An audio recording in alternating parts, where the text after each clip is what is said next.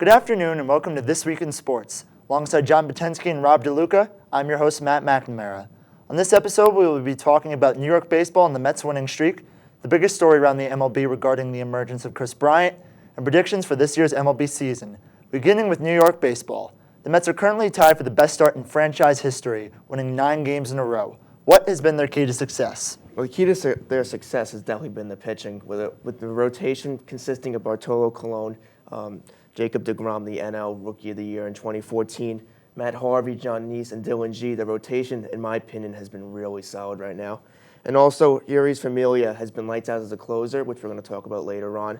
But just to throw out a couple stats also, the pitching is ranked 7th in the league with an ERA of 3, and they're 5th in the league with a whip of 1.08. So in my opinion, the pitching has definitely been the key to success for the Mets right now.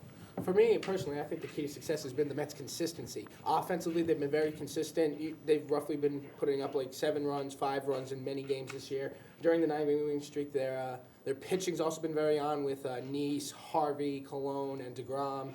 So yeah, personally, but yeah, they've been consistent. Harvey's been a little shaky. Like he hasn't had a game where he's given up less than 3 runs, but however, he has gotten some good run support. So I think their offense mainly has been consistent, and I think that's what's been their key. Well, I mean, speaking of Mets offensive consistency, it's been kind of surprising, especially since David Wright left the season early on with a big injury. So who's really stepped up for the Mets so far as their offense and even their pitching?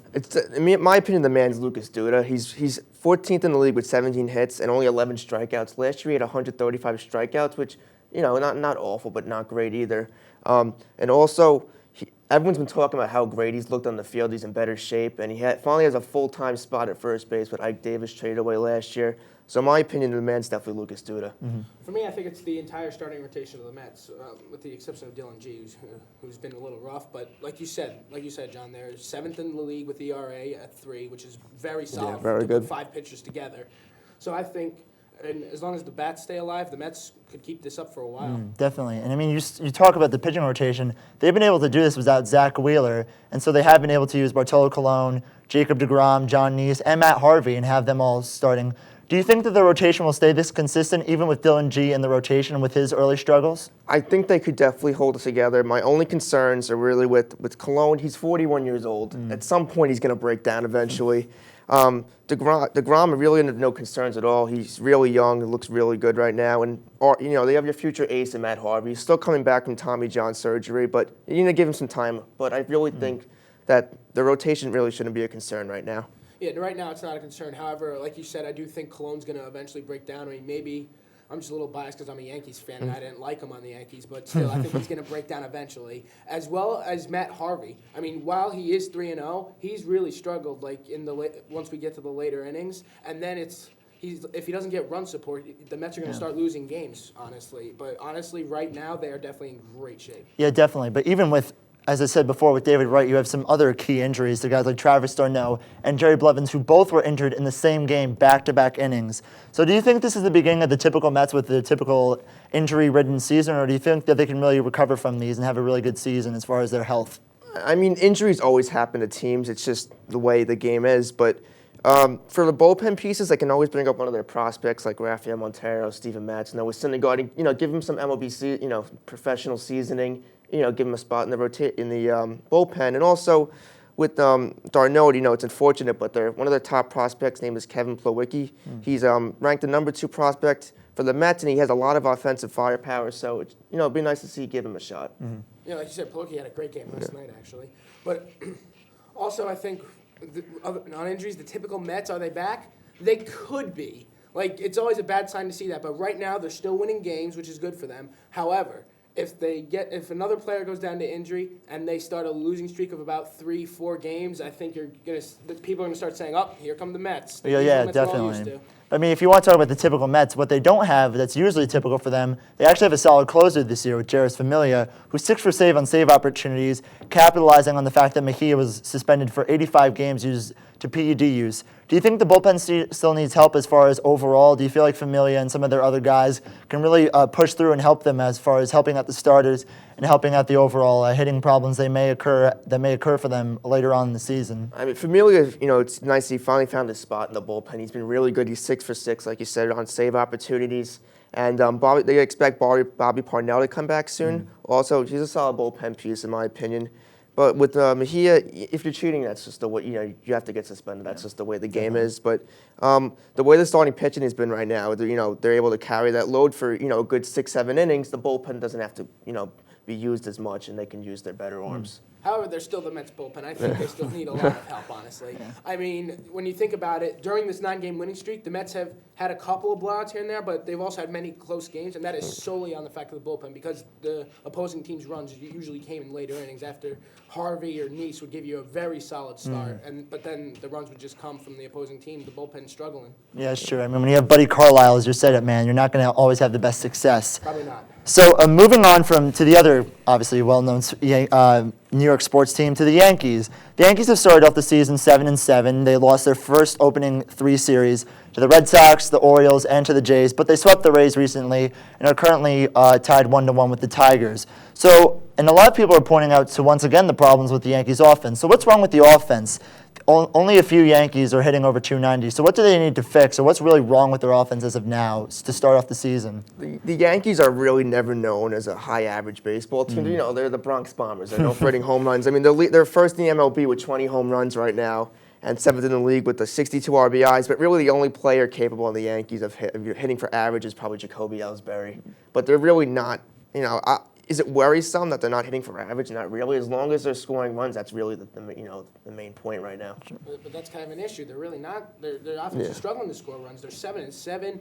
I mean, sure, it's the first. It is the first season without Derek Jeter, and we knew Didi Gregorius is coming in. But really, what's been different about the Yankees other than A-Rod coming back? It's almost roughly the same roster. So honestly, I just don't like it the way it's going right now. Chris Young is the best player on the team right now, hitting .344. He's soaring right now, which is very impressive to me. But if you're the Yankees and Chris Young's your best hitter, that's not saying. We need some more. But I mean, one of the main struggling hitters they have right now is Mark Teixeira, who's only hitting around 200, but he has 4 home runs. But do you think that's going to be enough for them as far as what they need from him, as far as how many home runs they need? Are they going to need him to have more hits, more extra base hits? What do you think the Yankees need to expect out of Mark Teixeira for the rest of the season going along? Like I mentioned earlier, he needs to hit home runs, driving runs. That's what they really brought him into New York for. If he can get a couple extra base hits besides home runs, that's great. It'll always add to that. Also, you have to rely on his Gold Glove defense as well. He was injured a lot last season with a wrist injury. Just was an ongoing injury. You can maybe blame that last season that he just was never really consistent because of that. But he seems to have a lot of strength back in his wrist. And hopefully that they can really take advantage of that and play some solid ball.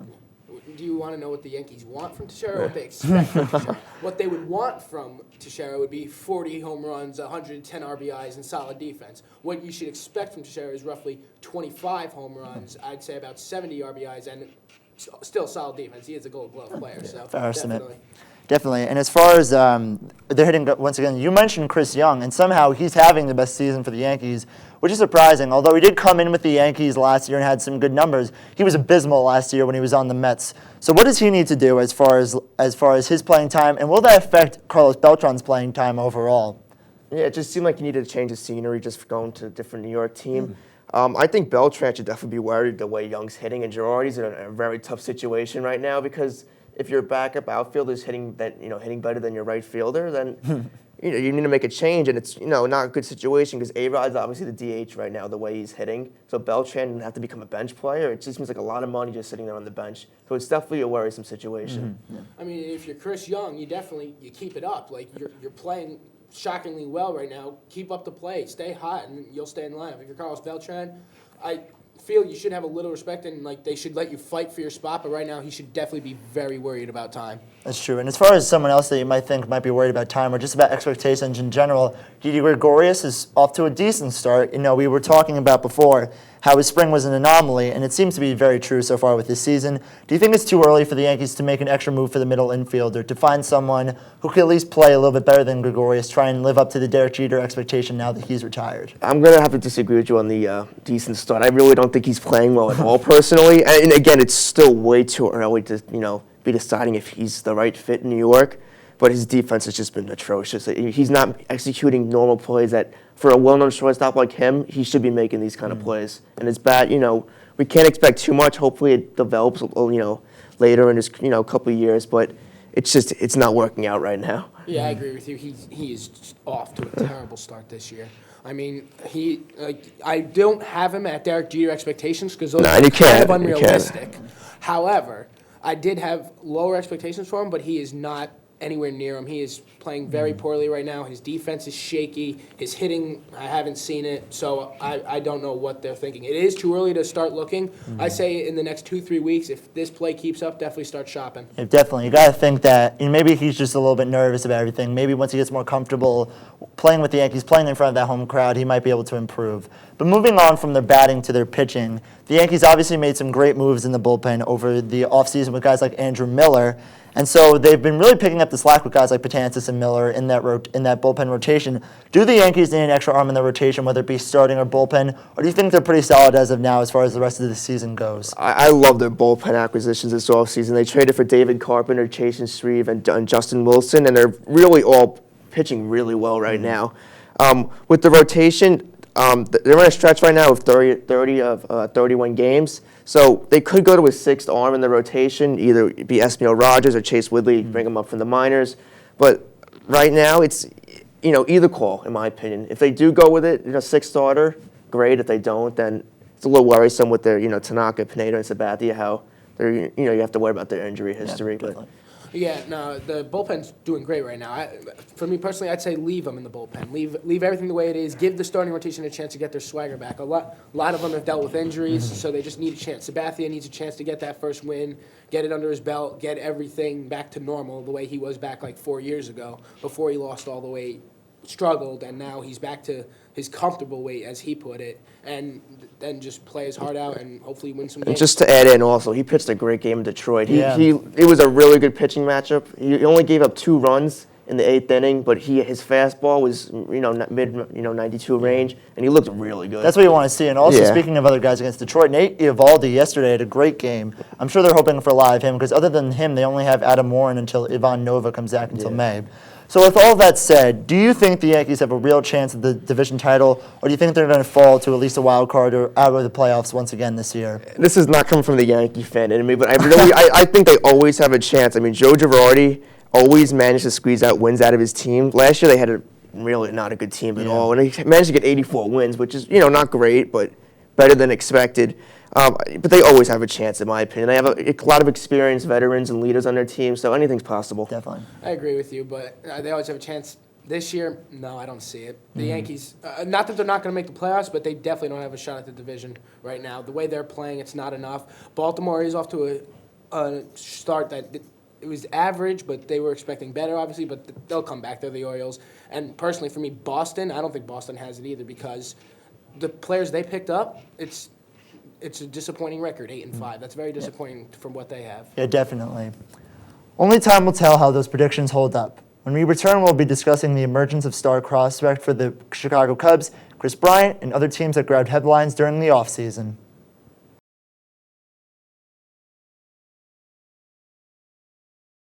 Welcome back. This offseason was buzzing with headlines. The biggest story right now is the emergence of star prospect for the Chicago Cubs, Kris Bryant.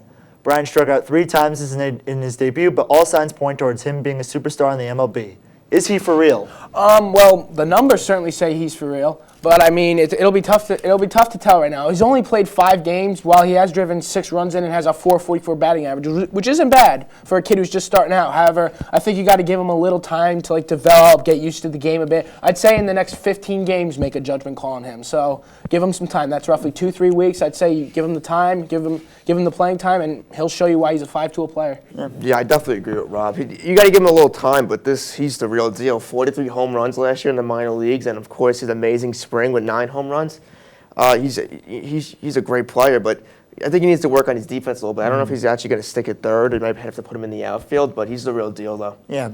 Well, you said before about him being a five-tool player. So what part of his game do you think is really what separates him from the rest as far as him being the best prospect out there? Yeah, like John said, with him in the minors, I guess you got to say his hitting's probably the best of the five tools. I mean, 43 home runs is more than impressive, and you've been in the MLB for 5 games, and you're hitting 444. Like, not that that's not hard to do because it's only 5 games, but still, it's impressive to say the least. You're 23 years old. You're just getting to the MLB for the first time. He was probably a little nervous first game. That's why he struck out 3 times, but he's picked it up since then.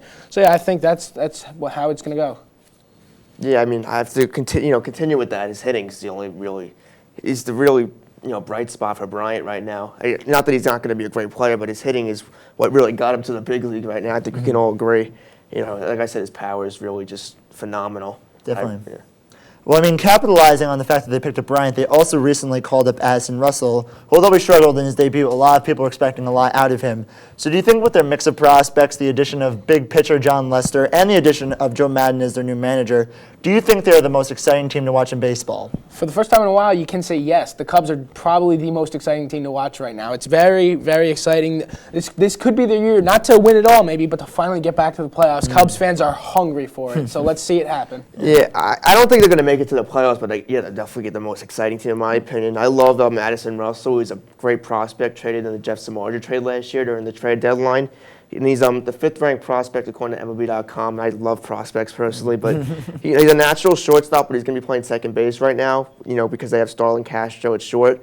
But he does have some experience playing second, so it'll be interesting to see him develop. Yeah, definitely. Time. I mean, even if they don't make the playoffs this year, in the next 5 years, you could still expect a lot of them. So with all the Cubs additions as far as their prospects go, do you think that this is the year that they'll finally make it back into the playoffs? And if not, in the next couple of years with Bryant and guys like Addison Russell, do you think they'll finally be able to bring home a title within the next few years? I think so. I mean, it's possible. I mean, this year, definitely not. They're not ready yet. But maybe in the next 5 years, you could see a deep playoff run and possibly even that World Series title. But it'll be very interesting to see how Bryant does, Russell does, and how long they can keep Lester for maybe, because he's still solid. And then let's see what Joe Madden can manage this team to do. Yeah, I'm going to agree with Rob. It's definitely not the year. You still need to give him another year. You have young players like Bryant, Russell, and Jorge Soler as well. They still need some time to develop. In my opinion, they also need another really big-time starting pitcher this offseason coming up. You have Johnny Cueto and David Price, just to name a few. They could probably go after one of them. They have a lot of money to spend. But the Cardinals definitely have this division, in my opinion. Oh, interesting. Well, moving on from a team that's also been struggling as the past couple of years and overall in their whole entire history, the San Diego Padres currently sit at 9-5 after an impressive offseason with a bunch of moves, currently sitting behind the Dodgers. Which of those big acquisitions was the best move, and who's playing out the best as far as the Padres go this year? I think it's got to be Matt Kemp, honestly. What a great pickup for them. He's incredible this year. 361, 14 RBIs. While it's only 1 home run, that's all right. He's still hitting the ball. He's still doing what he has to do to play the game. Spending all that time with the Dodgers, now coming to the Padres. Well, I mean, who didn't the Padres pick up? But I think their best one was definitely Matt Kemp. Great acquisition, and it's very possible to see them sneak a wild card spot this year. Yeah, I definitely agree with Matt Kemp also. He needed to change the scenery out of LA. The locker room was just not the right fit for him. Also throwing in there, Will Myers is also playing great right now. He's coming off a broken wrist last year. And he has to adjust to center field, but he's hitting very well right now in a very big ballpark. Yeah, definitely. You got to wonder how other guys like James Shields are going to do for them. Yeah. So the question now becomes as the same question as the Cubs. Are they for real this season? I mean, it's possible they could be. They very well could be for real. I could see them making the playoffs, like as a wild card. Maybe not the division, just because the Dodgers and payroll. Usually, big payroll teams can buy their way into the playoffs because they can buy talent. Yankees, I don't know what you're doing with your payroll, but all right, I guess you don't have to make the playoffs with your payroll. But seriously, the Dodgers will probably take the division, but the Padres could very well sneak in. Yeah, Sam. The Dodgers, in my opinion, definitely have the division. I think the Padres have a chance at a wild card spot, but it's always tough, a lot of other great teams. I love Jock Peterson right now, the way he's playing, the young center fielder for the Dodgers. Also, like I said earlier, the environment's just better in the locker room right now. They're just really feeling it right now. Howie Kendrick's playing great also. Yeah, definitely. And you speak about the payrolls. The Dodgers, their difference between the Padres is around $100 million for their payroll. So you wonder if this is like a David versus Goliath battle as far as how much the teams make and whether or not they'll lead to them. Can they slay the payroll giant as far as the Padres go, or do you think the Dodgers will run away with all the money they've been able to spend? I mean, it'd be fun to see, and I'm sure Matt Kemp wouldn't mind trying to beat his former team out for that division spot, but for the Padres to actually do it, I'm not so sure. I think the Dodgers are still very talented, even though they lost Kemp. But Adrian Gonzalez is whacking the ball lately. 464, I believe it is. 5 home runs, 20 RBIs. He is incredible right now. Yeah. But he obviously not going to keep up those numbers. But if he doesn't have a big slump, the Dodgers will definitely win this division. Yeah, again, it's the Dodgers, in my opinion, have it, but pitching's going to be key for both teams. Yeah, I mean, you have Clayton Kershaw, reigning Cy Young Award winner, and Zach Greinke also. But the Padres' pitching behind James Shields is really just inconsistent. With Ian Kennedy and Andrew Kashner. Kennedy's on the DL right now, and Kashner still really hasn't, in my opinion, shown his full potential. There's still so many question marks with their rotation. I just don't think it's going to happen. Yeah, but you've seen as a trend recently, as far as teams like the Pirates, the Royals, and the Rays, that lower market teams can make it big. They just have to make sure they have to really know what they're doing with their acquisitions and really making sure they have a really good team. Yeah. Definitely. So moving on to another team that's having some trouble in Los Angeles when it comes to Josh Hamilton, as people really don't want Hamilton to be on the field as far as the Angels go. Do you find this strange, especially with some of the success he's had in the past couple of years since he came back? I mean, it is strange, but I mean, it's a very weird situation because the players have shown full support for him. However, his management is very, very concerned. And honestly, if it wasn't for his big contract, which many teams would probably not want to touch, I would say management would try and consider moving him. If they're that concerned about him, they would try and move him because Hamilton's still very talented, still very great. However, I mean, I don't know too much about it because I think SportsCenter is more concerned about the stake LeBron had on his plane to Boston rather than a story like this, which is a very serious matter. But yeah, I think Hamilton's still very talented. I think he should still play, but whether or not he has a future left in LA specifically, I'm not so sure. Yeah. It's just, I don't think he can be traded. It's just his contract's too big and he hasn't been able to play enough. It's just a really difficult topic for both sides, for Hamilton personally and the Angels. I think he's going through a divorce right now also. He's facing a serious illness, of a relapse, and it's obviously you need some time to solve the issue and everything. I hope he gets back to playing, but who knows? He might not even play. Yeah, as you mentioned before, some of the players, especially guys like C.J. Wilson, a former teammate of his, they've really shown support for him. But other guys like the management and some of the front office guys like Mike Scioscia haven't been really as supportive. So overall, do you think this is the end for Josh Hamilton's career, even with the Angels or just in general? Like I said, I think for the Angels, it might be over. It shouldn't be over for his career because, like I said, he's still talented. He's still great. I mean, I don't know why anyone wouldn't want to pick that up. The only issue is it's the contract. He's still very talented. He has to have a big contract to play on a team. Yeah, I think he can still definitely play. You need to give him some time. He's not going to come back. And everyone's been saying June, which I just don't think it's going to happen. I mean, he's the former, he won the MVP in 2010 with the Rangers, so he definitely has the potential. But it's going to take some time. Yeah, definitely. It's going to be interesting. Those are some interesting predictions regarding Josh Hamilton's future. When we return, we will wrap up this episode with season predictions around the league and our Speak Up segment.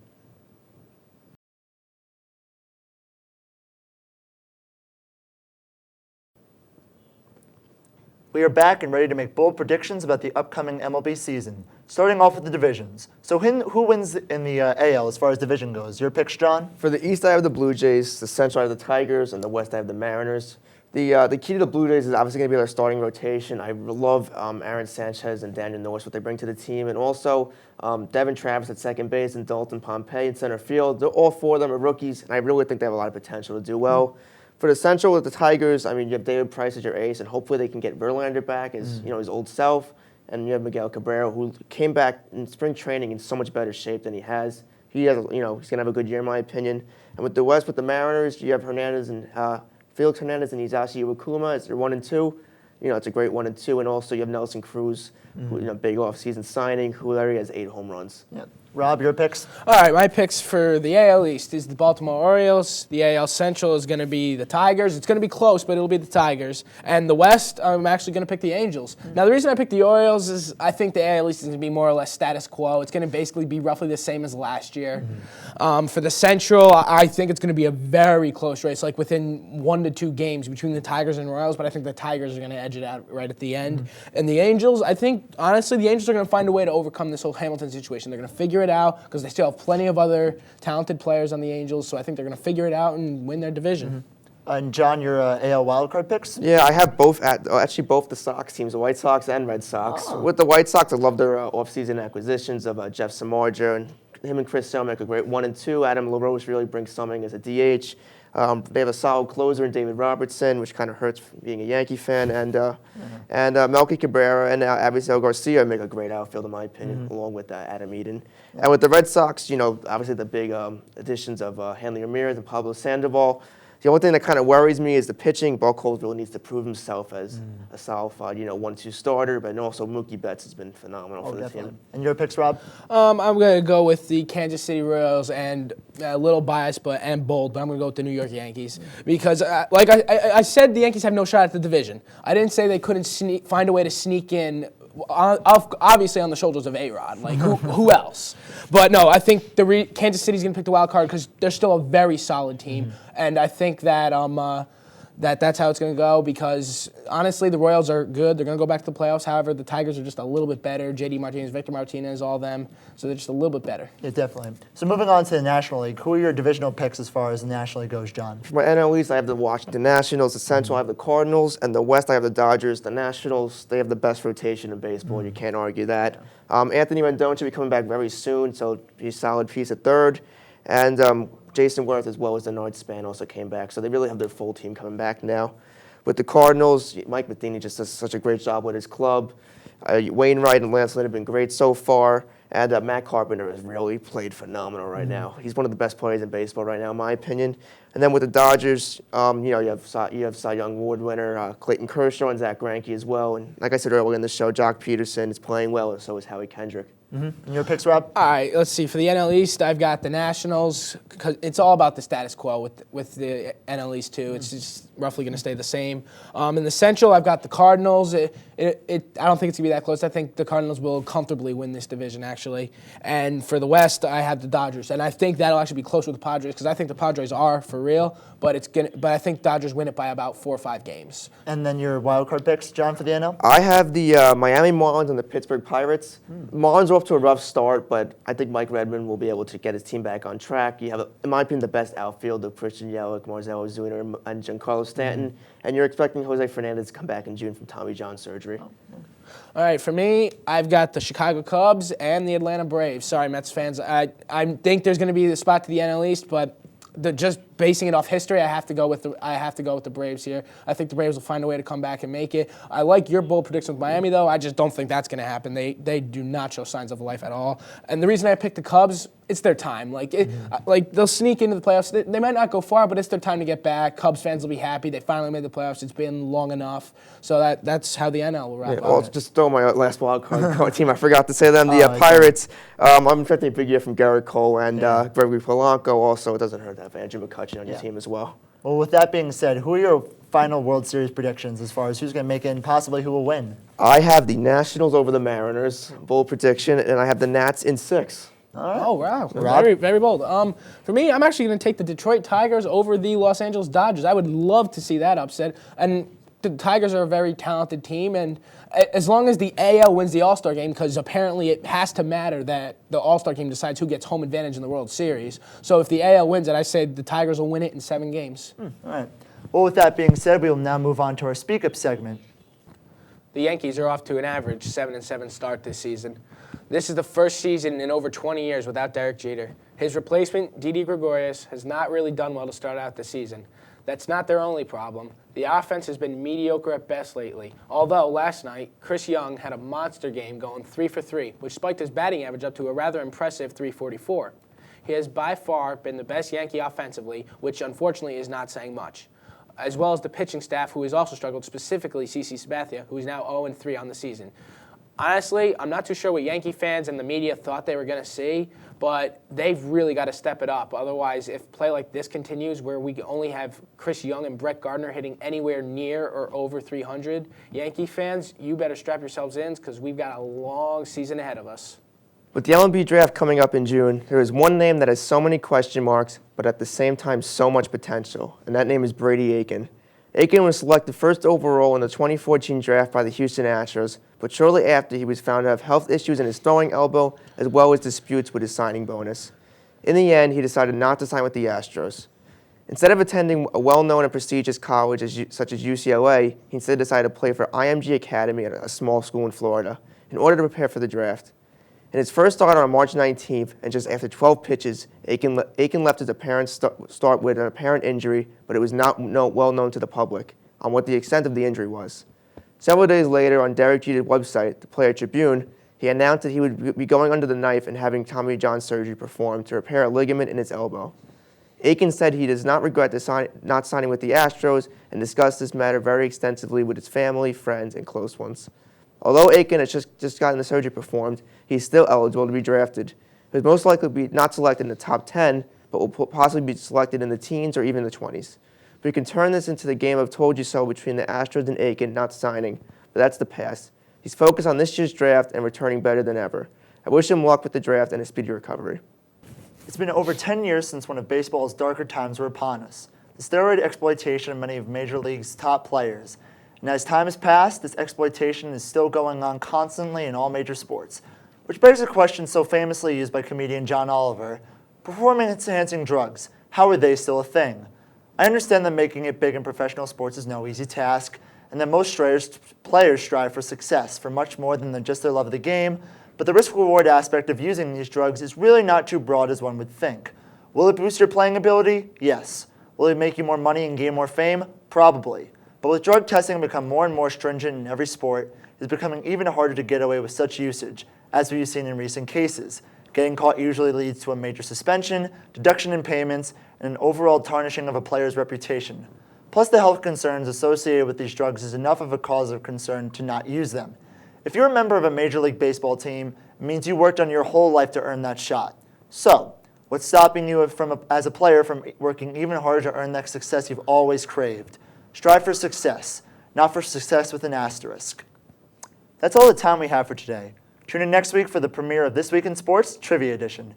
He's John Butensky, that's Rob DeLuca, I'm Matt McNamara, and we're off.